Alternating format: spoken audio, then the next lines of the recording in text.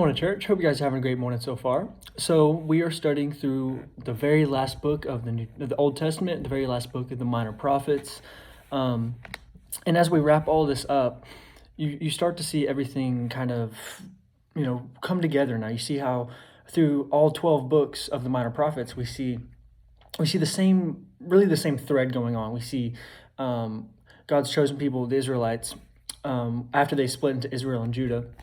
We see them loving God and everything, and them, fully for God for a few years, and then they turn away and start doing something evil.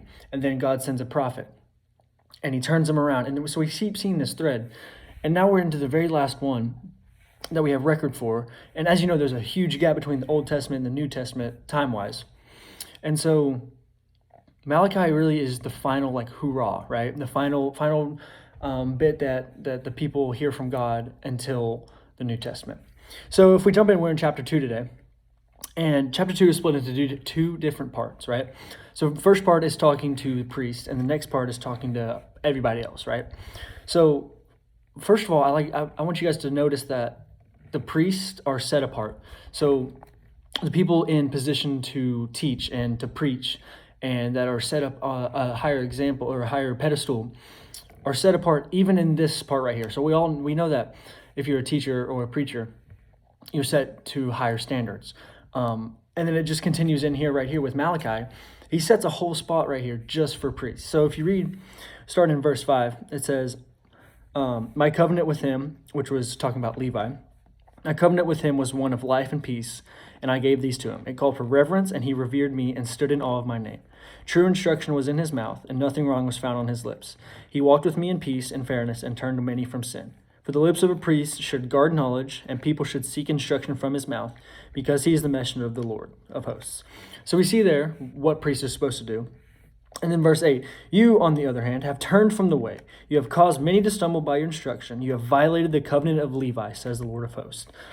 So first, we have a whole spot right here, verses 1 through 9, talking directly to priests and teachers. And it's talking to you how they should be. And then God says, you, on the other hand, have turned away. So, as being, if we're called to being teachers, then you're set apart. And it's just saying it's reassuring that right here. So then we keep going into verse 10. It says, don't all of us have one Father? Didn't one God create us?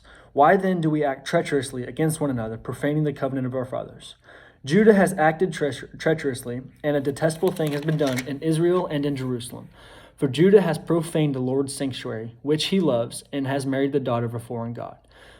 So here we see the same illustration that we see all through the New Testament of Jesus being the groom and the church being the bride. We see the Israelites marrying a foreign god. So we see God talking directly to the priests, saying that they're making everybody stumble, and then seeing the people that they're married to the wrong God. They see that he's turned away, and they're married to a foreign God. So, it's really just I love seeing that in the Bible, all these different nuances and reassuring, even in the Old Testament, New Testament, all throughout it.